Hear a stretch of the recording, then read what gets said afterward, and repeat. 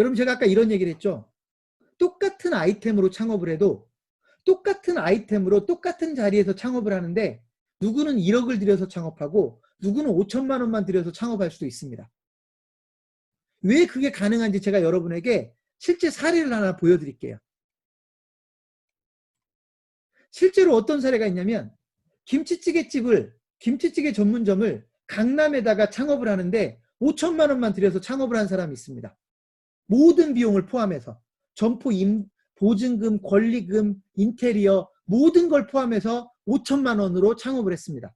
강남에서. 근데 그 매장을 그냥 가맹본부가 하라는 대로 다 했으면 1억 이상이 들어갑니다. 어떻게 가능했느냐? 이 방법을 쓴 겁니다. 김치찌개 전문점은 입지가 많이 중요하지는 않습니다. 카페나 편의점만큼 많이 중요하지는 않습니다. 그래서 그 지역에서 예를 들면 내가 역삼동에서 창업을 하고 싶으면 역삼동에서 장사가 안 되는 가게를 하나 찾아요. 근데 뭘 찾냐면 음식점을 찾아요.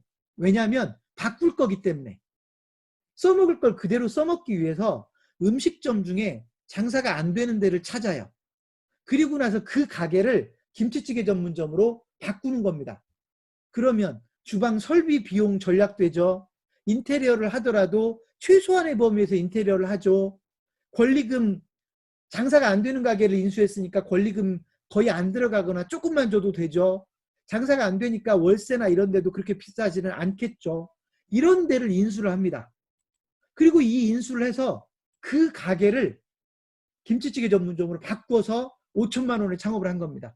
그 가게가 바꾸기 전에는 하루에 50만 원도 못 팔던 가게입니다. 매출이. 바꾸고 나서 100만 원, 150만 원이 팔립니다. 그러니까 이렇게 똑같은 아이템도 창업을 어떤 방법으로 하느냐에 따라서 돈이 완전히 다르게 들어가거든요. 근데 그 고민을 안 하려고 합니다. 그 고민을 하면 답이 있는데. 그리고 많은 분들이 인수 창업에 대해서 오해를 합니다. 다른 사람이 운영하는 가게를 인수하는 건 장사가 잘 될 때만 인수한다고 생각을 합니다. 그런데 아닙니다. 장사가 오히려 잘 되는 걸 인수할 때는 권리금을 너무 많이 줄 가능성이 있습니다. 오히려 장사가 안 되는 가게를 인수해가지고요. 매출 부진인 가게를 인수해서 그 매출 부진인 원인을 찾아가지고 문제를 해결하면 아이템을 안 바꾸고도 장사를 잘할 수도 있고요. 아니면 그 아이템으로는 죽어도 아니겠다 싶으면 방금 전에 제가 김치찌개 사례처럼 더 잘 될 수 있는 매장으로 바꾸면 처음부터 매장을 바꾸기 위해서 장사가 안 되는 가게를 인수하면 창업비용을 훨씬 더 줄일 수 있는 상황이 만들어질 수 있다. 장사가 안 되는 가게는 이건 원칙입니다. 장사가 안 되는 가게는 싸게 인수할 수 있다. 이건 바보도 아는 사실입니다. 장사가 안 되는 가게는 훨씬 싸게 인수할 수 있다. 이런 겁니다. 그래서 인수한 후에 매장을 바꾸는 겁니다. 이게 창업하는 방법에 따라서 창업비용이 천차만별이다라고 하는 걸 여러분에게 설명하는 거고요. 또 한 가지는 제가 당구장 표시를 해놨는데요. 제가 아까 교촌치킨 얘기를 했습니까? 인수 창업은요. 장사가 안 되는 가게만 인수하는 게 아니고 내가 원하는 브랜드를 인수할 수도 있다.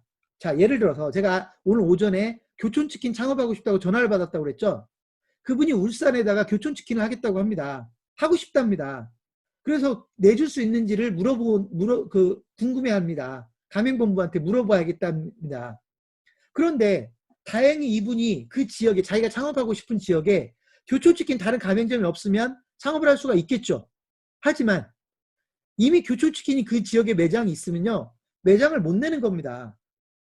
그러면 가맹본부를 찾아가서 나는 그래도 교촌치킨 하고 싶습니다. 그러면 교촌치킨은 그 사람을 어디로 데리고 갈 가능성이 있냐면 그보다 나쁜데 지금 현재 매장이 없는데 전국에 1000개 이상의 매장이 있으니까 지금 매장이 없는 동네는 어찌 보면 상권이 좀 더 나쁜데 입지가 좀 안 좋은 데일 가능성이 있잖아요. 그런 데로 데리고 갈 가능성도 있다라는 겁니다. 창업자는 근데 그걸 모르죠. 그러니까 거기 가서 그냥 창업을 하는 겁니다. 오히려 그거보다 어떤 방법이 있냐면 내가 창업하고 싶은 동네에서 혹시라도 내가 가맹점을 인수할 수 있는 방법이 있는지 내가 교촌치킨을 꼭 하고 싶으니까 혹시 교촌치킨 가맹점들 중에 내가 인수할 수 있는 매장이 없는지를 찾아야 되거든요. 그러면 교촌치킨 창업을 할 수 있는 겁니다. 그러니까 실제로 프랜차이즈 가맹점도 무조건 새로 만드는 게 아니라 좋은 매장을 인수해버리면 오히려 더 안전한 창업이 될 수도 있다. 근데 창업자들은 이런 방법은 생각을 잘 안 해요. 그래서 제가 여러분에게 강조하고 싶은데, 여러분이 꼭 하고 싶은 브랜드가 있다. 근데 가맹본부가 지정해 주는 거나 또는 마땅한 장소가 떠오르지 않는다. 아니면 또는 좀 더 안전하게 창업하고 싶다라고 하면 여러분이 기존에 만들어져 있는 가맹점 중에 실적을 다 볼 수 있잖아요. 실적들을 다 검증하고 확인하고 그걸 인수하는 게 오히려 더 안전한 방법이 될 수도 있다. 이해되셨나요? 근데 어떤 분들은 그래요. 그러면 인수할 매장이 있어야 되는데요. 인수할 매장은 여러분 눈에 보이는 게 아니라 의식적으로 찾아야 됩니다. 예를 들면 여러분이 저한테 만약에 교촌치킨 가맹점을 하나 인수해달라고 하면 저희는 교촌치킨 가맹점을 부동산을 통해서 찾는 게 아니고요. 본사에다가 물어봅니다. 야, 우리 고객 하나가 니네 가맹점 하나를 인수하고 싶어 하는데 그분이 인천에 사는데 인천 지역에 있는 가맹점들 중에 그분이 인수할 수 있는 매장이 혹시 없을까? 그렇게 찾고요. 그래도 못 찾으면 저희가 기존에 있는 매장들에게 하나하나 전화를 해서라도 혹시라도 가게를 팔 의사가 없는지 물어봐서 찾아줄 수도 있는 겁니다. 그러니까 이런 방법들이 존재를 하는데 무조건 창업은, 특히나 프랜차이즈 가맹점 창업은 무조건 새로 만들어야 된다고 생각을 하는 것이죠. 새로 만들다 보면 장점도 있지만 위험이 크다는 겁니다. 창업 비용도 많이 들어가고 검증도 안 된 시장이고 만약에 엄청난 돈을 들여서 새로 만들었는데 그 동네가 상권이 죽어가기라도 한다면 망하는 겁니다. 그래서 창업하는 방법에 대해서도 여러분이 고민을 좀 하셔야 된다라는 말씀을 드립니다.